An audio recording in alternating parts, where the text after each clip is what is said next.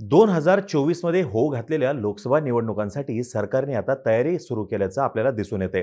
कोणत्याही निवडणुकीमध्ये महागाई हा सगळ्यात महत्त्वाचा मुद्दा असतो आणि या मुद्द्यामध्ये सरकार पाडण्याची आणि सरकार बनवण्याची क्षमता असते हे वारंवार सिद्ध झालेलं आहे. आणि कांद्यामध्ये तर या संदर्भातलं सर्वाधिक पोटेन्शियल आहे. महागाई नियंत्रित करण्याच्या प्रयत्नाचा भाग म्हणून केंद्र सरकारनं कांद्याच्या निर्यातीवरती मार्च 2024 पर्यंतची बंदी घातलेली आहे आणि याचा सरळ सरळ कांदा उत्पादकांना फटका बसणार आहे. The director general of foreign trade यांनी या संदर्भातलं नोटिफिकेशन इश्यू केलेलं आहे. As per the notification the export policy of onions has been amended from free to prohibited, म्हणजेच कांदा निर्यात करण्याला त्यांनी बंदी घातलेली आहे. कांदा उत्पादक शेतकरी बांधवांनी पैसे कमवण्याची हीच संधी असताना त्यांना ही संधी नाकारली गेल्याचा शेतकऱ्यांचा आरोप आहे आणि या विरोधात त्यांनी आक्रमक पवित्रा घेतलेला आहे आणि आंदोलन सुद्धा सुरू केलेलं दिसून येत आहे. आज हा संपूर्ण विषय आपण समजून घेऊयात. कांदा निर्यात बंदी मागची कारणं जाणून घेऊयात. यासोबतच कोणाला याच्यामध्ये सूट देण्यात आलेली आहे त्याच्यावरतीही आपण प्रकाश टाकूयात. नमस्कार, मी अरुणराज जाधव बोल व्हिडिओवरती तुम्हा सर्वांचं अगदी मनापासून स्वागत करतो. कांद्याला पॉलिटिकली ट्रिगरिंग व्हेजिटेबल म्हणलं जातं, कारण की कांदा महाग झाल्यानंतर तो सगळ्यांना रडवतो आणि याचा डिरेक्टली सरकारवरती सुद्धा परिणाम होत असतो, असा आजवरचा अनुभव आहे. याच्यावरती कंट्रोल करण्यासाठी सरकार स्टेप इन करतं आणि त्यांच्याकडून मग हे असे उपाय योजले जातात. पावसाळ्यामध्ये पाऊस मनासारखा झाला नाही, त्याच्यामुळे ऑलरेडी कांद्याचं उत्पादन कमी होणार असा अंदाज होता. 1 महिना पाऊस आपल्या इथं लेट आला, पावसाचं प्रमाण सुद्धा अपुरं राहिलं, याच्यामुळे पावसाळी कांद्याची लागण कमी झाली.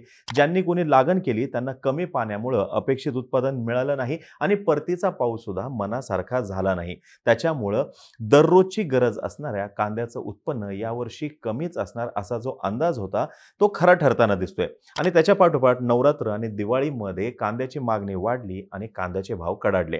या पावसामुळे आर्थिक आघाडीवरती झालेला सर्वात मोठा परिणाम म्हणजे महागाई आणि त्याच्यामध्ये इस्रायल आणि पॅलेस्टाईन यांच्यामधलं युद्ध छेडलं गेलं.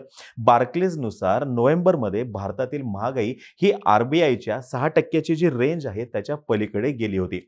पण एक लक्षात घ्या की या महागाईमध्ये कायमच कांदा हा सरकारच्या रडारवरती राहिलेला आहे आणि म्हणून या वेळेस सुद्धा पुढे जाऊन कोणतीही अडचण नको, कोणतीही गडबड नको आणि आपल्या इथल्या नागरिकांचा रोष नको, म्हणून सरकारने कांदा निर्यात बंदीचा निर्णय घेतल्याचं सांगितलं जाते. सध्या कांदा 70 ते 80 रुपये प्रति किलो या भावाने मिळतोय. शेतकरी बांधवांना आता याच्यातील किती मिळतात हा एक वेगळा संशोधनाचा विषय, पण महाग झालेल्या कांद्याचा इलेक्शनमध्ये इम्पॅक्ट होऊ नये म्हणून ऑक्टोबरमध्ये सुद्धा सरकारने बफर स्टॉक मधला कांदा 25 रुपये प्रति किलो या हिशोबाने उपलब्ध करून दिला होता आणि त्यावेळेस सुद्धा ग्राहकांना दिलासा दिला होता. पण कायमच ग्राहकांना दिलासा देणं सरकारतर्फे शक्य नाहीये. म्हणजे सरकारकडे बफर स्टॉक हा जो आहे तो काही खूप सारा आहे असं नाही, लिमिटेड स्टॉक आहे. मग याच्या पुढचा पर्याय काय आहे तर निर्यात बंदी. ऑगस्टमध्ये सुद्धा 31 डिसेंबर पर्यंत कांद्यावरती 40% एक्सपोर्ट ड्युटी लावली गेली होती, ज्याच्यामुळे कांद्याची निर्यात महाग झाली आणि पर्यायाने आपल्या मार्केटमध्ये कांदा जो आहे हा जास्त प्रमाणामध्ये उपलब्ध झाला आणि त्याचे भाव कमी झाले. त्यातल्या त्यात समाधानाची बाब ही आहे की सरकारच्या परमिशनने इतर देशांना कांद्याची निर्यात करता येऊ शकणार आहे. तसंच हे नोटिफिकेशन येण्याच्या आधी ज्या कोणत्या शिपमेंटचं लोडिंग झालेलं आहे तोही कांदा निर्यात करता येणार आहे.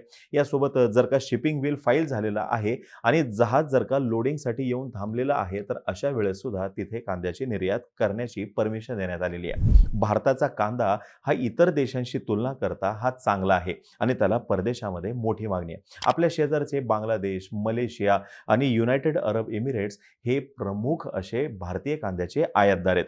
कांदा उत्पादक शेतकरी चाळीमध्ये कांदा साठवून ठेवतात. 5-5, 6-6 महिने त्याची काळजी घेतात आणि मार्केटमध्ये रेट कधी वाढतील याची ते वाट बघत असतात.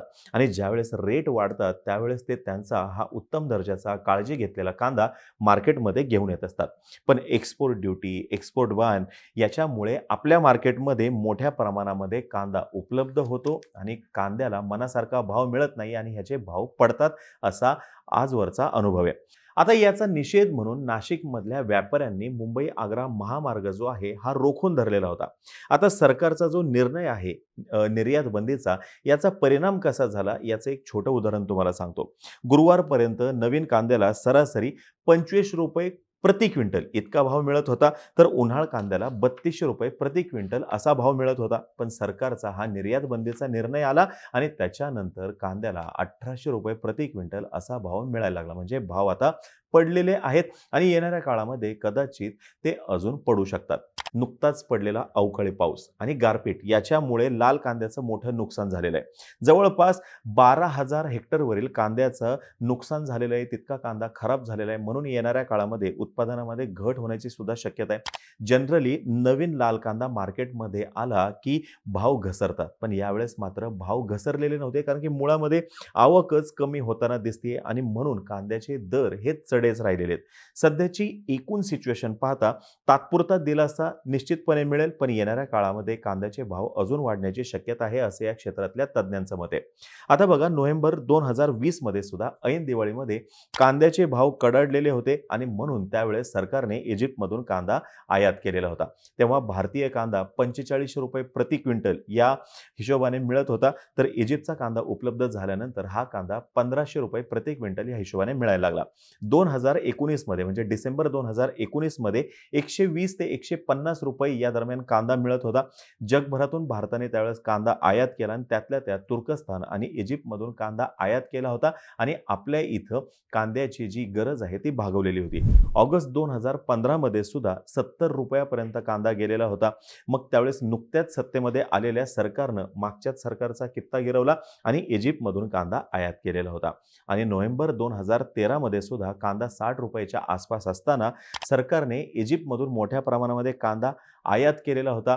पण तो कांदा साईजने फारच मोठा होता. 1 किलोमध्ये 2 ते 3च कांदे बसत होते. त्याच्यामुळे सामान्य जनतेने त्या कांद्याकडे पाठ फिरवलेली होती. पण जनतेचा रोष नको म्हणून सरकारने त्यावेळेस तो कांदा आयात केलेला होता.